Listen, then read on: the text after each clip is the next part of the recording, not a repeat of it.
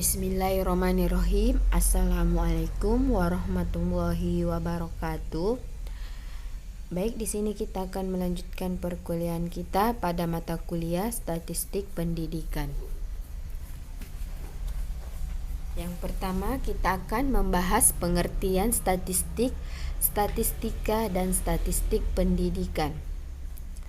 Dari segi terminologi, statistik adalah kumpulan data bilangan maupun non-bilangan yang disusun dalam tabel atau diagram yang melukiskan atau menggambarkan suatu persoalan.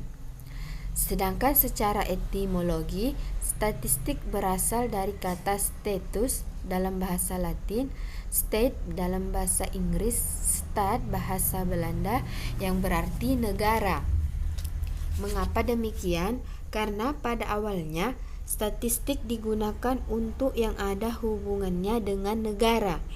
Tapi pada saat ini, statistika berkembang dan penggunaannya semakin luas. Seperti yang kita pelajari saat ini, yaitu statistik pendidikan.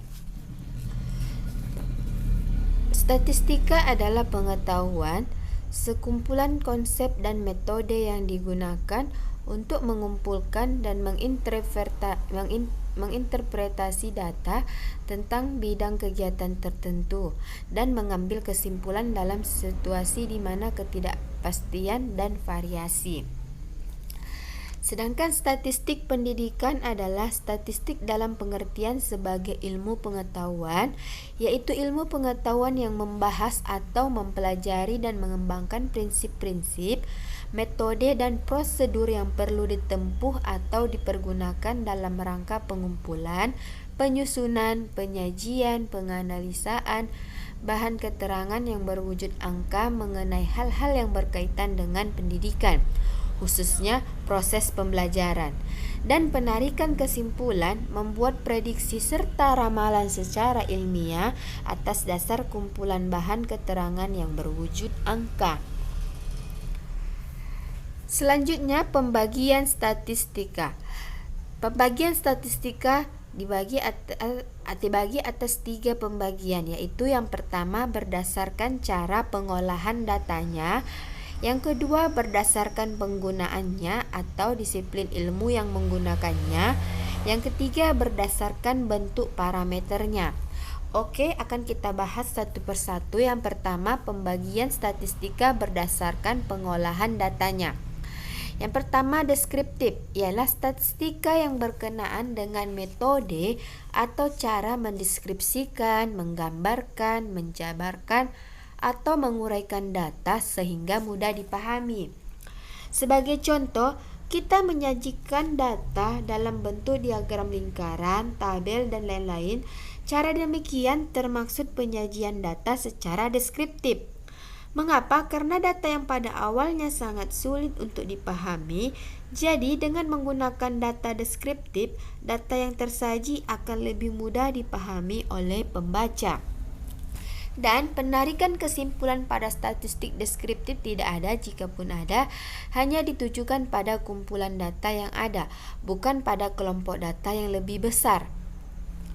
Yang kedua, inferensial, ialah statistika yang berkenaan dengan cara penarikan kesimpulan berdasarkan data yang diperoleh dari sampel untuk menggambarkan karakteristik atau ciri dari suatu populasi.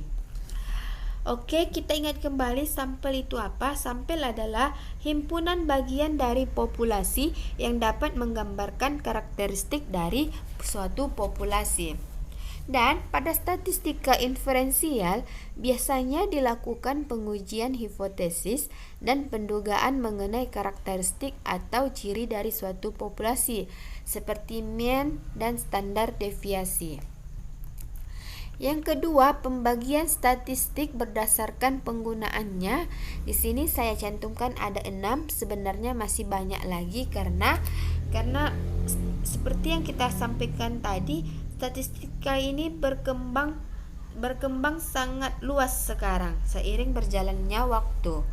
Jadi di sini saya cantumkan hanya pembagiannya 6 berdasarkan penggunaannya. Yang pertama statistika sosial, yang kedua statistika pendidikan, statistika ekonomi, dan statistika perusahaan, statistika pertanian, dan yang terakhir statistika kesehatan.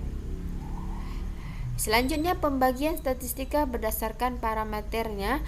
Yang pertama yaitu parametrik, ialah bagian statistika yang parameter dari populasinya mengikuti suatu distribusi normal dan memiliki variansi yang homogen.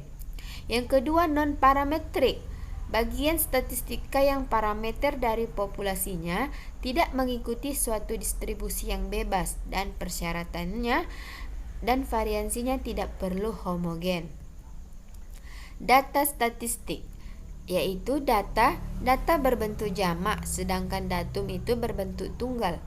Apakah itu data? Data ialah suatu bahan mentah yang jika diolah dengan baik melalui berbagai analisis akan menghasilkan suatu informasi. Data statistik ialah keterangan atau ilustrasi mengenai suatu hal. Dari data yang kita punya, kemudian kita analisis sehingga menghasilkan informasi. Dari data kita analisis sehingga menghasilkan informasi, dan informasi tersebut kita gunakan untuk dalam pengambilan sebuah keputusan. Ya, pertama data dulu kita analisis menghasilkan informasi dan kita mengambil keputusan. Selanjutnya jenis data. Jenis data berdasarkan bentuknya. Yang kedua jenis data dengan cara memperolehnya. Oke, kita bahas yang pertama, jenis data berdasarkan bentuknya ada dua. Yang pertama kuantitatif, yaitu hasil pengamatan yang diukur dalam skala numerik ataupun bilangan. Contoh umur, rata-rata penjualan buku setiap semester, jumlah siswa, dan lain-lain. Data kuantitatif dibagi menjadi dua, yaitu data diskrit dan data kontinu. Data diskrit ialah data yang diperoleh dengan cara menghitung. Contohnya, jumlah siswa ada berapa, ya kan? Otomatis kita hitung. Dan ada beberapa jumlah yang lainnya. Yang kedua, data kontinu. Data yang diperoleh dengan cara mengukur. Contohnya, tinggi badan, berat badan, dan lain-lain. Yang kedua, kualitatif, yaitu hasil pengamatan yang berbentuk kategori dan bukan bilangan. Contoh jenis kelamin, jenis pekerjaan, dan lain-lainnya. Selanjutnya jenis skala pengukuran data. Di sini ada 4 jenis skala pengukuran data. Saya urutkan berdasarkan tingkatannya, dimulai dengan yang terendah. Yang pertama yaitu skala nominal, skala ordinal, skala interval, dan skala rasio. Oke, kita bahas satu persatu, dimulai dari skala yang terendah yaitu skala nominal, yaitu skala pengukuran data yang paling rendah. Bilangan atau lambang lain digunakan untuk identitas atau mengklasifikasikan objek ke dalam kelompok-kelompok untuk diidentifikasi. Digunakan untuk menyatakan kehadiran atau ketidakhadiran suatu sifat. Contoh, misalnya sukses dilambangkan dengan 0 atau gagal sama dengan 1. Di sini 0 dan 1 hanya untuk membedakan atau mengklasifikasi suatu objek. Bukan berarti 0 itu lebih besar dari 1, bukan ya. Tidak ada tingkatannya. Dia hanya untuk membedakan atau mengklasifikasi suatu objek. Yang kedua, skala ordinal. Skala ini digunakan untuk menyatakan objek untuk memiliki suatu sifat yang dapat dibandingkan dengan objek lain. Skala ini menunjukkan urutan atau peringkat, tingkatan, atau ranking. Di samping berfungsi sebagai pengelompokan atau skala nominal. Untuk membedakan suatu sifat dengan lainnya dalam urutan dapat dibuat dengan kode bilangan ataupun numerik. Operasi hitung tidak dapat dilakukan karena tidak mempunyai arti. Urutannya mempunyai makna. Contoh, kelas ekonomi ada terbagi dari 3 kelas, yaitu kelas atas, menengah, dan bawah. Kelas atas kita beri lambang dengan 3, angka 3, menengah angka 2, dan bawah angka 1. Ya, ini dia seperti yang kita bilangkan tadi, dia menunjukkan urutan ya, urutan. Yang ketiga, skala interval. Termasuk ukuran yang bersifat numerik, yaitu interval antara dua ukuran yang berbeda mempunyai arti. Tidak terdapat titik nol mutlak. Operasi jumlah dan kurang dapat dilakukan terhadap data dan mempunyai makna. Perbandingan setiap dua interval adalah independen dengan unit pengukuran dan titik nol yang digunakan. Contoh, Budi memperoleh nilai 50 pembelajaran matematika. Ahmad mendapat nilai 10 dan Ucok mendapat nilai 0. Maka tidak dapat dinyatakan bahwa pengetahuan Budi 5 kali pengetahuan Ahmad dalam pelajaran matematika. Akan tetapi kita dapat mengatakan bahwa Budi mendapat nilai 40 lebihnya dari nilai Ahmad. Ya kan? Selanjutnya, tidak berarti bahwa Ucok tidak memiliki pengetahuan sama sekali dalam pelajaran matematika. Oke. Kita lanjut skala rasio. Di sini skala rasio mempunyai titik nol mutlak. Perbandingan dua titik skala sebarang adalah independen dengan unit pengukuran. Kita biasa membandingkan data satu dengan data yang lain berdasarkan kuantitatif nilai yang dimiliki oleh data. Contoh, skala untuk mengukur berat, panjang, isi, dan sebagainya. Contoh, jika Paki mempunyai uang Rp300.000 dan Bakri mempunyai uang Rp100.000, maka uang Paki sama dengan 3 kali uang Bakri. Nah, di sini dia mempunyai titik nol mutlak ya. Dan di sini dia bisa kita sebutkan bahwasanya Paki itu mempunyai uang sama dengan 3 kali uang Bakri. Oke, sumber data. Data dikumpulkan dan diolah sendiri oleh suatu organisasi serta diperoleh langsung dari objeknya. Ya, di sini sumber data ini ada dua, yang pertama primer dan sekunder.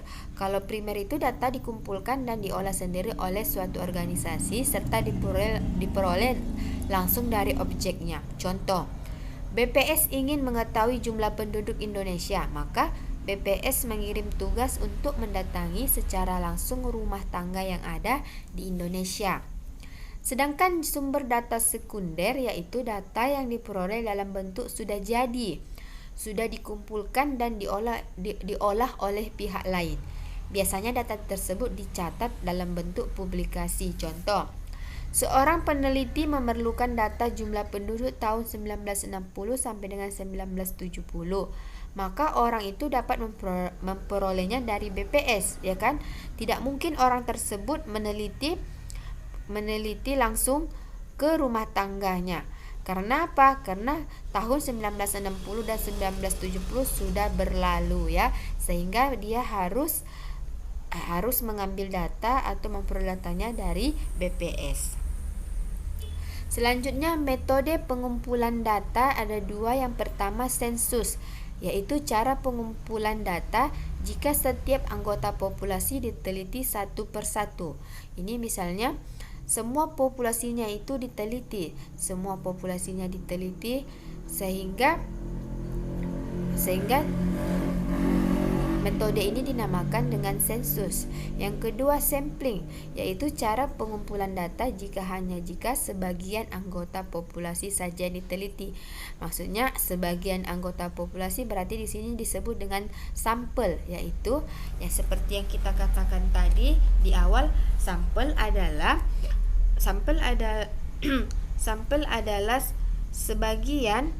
sebagian dari atau himpunan bagian dari populasi yang dapat menggambarkan karakteristik dari populasi. Jadi contohnya, jika kita meneliti siswa, maka kita tidak akan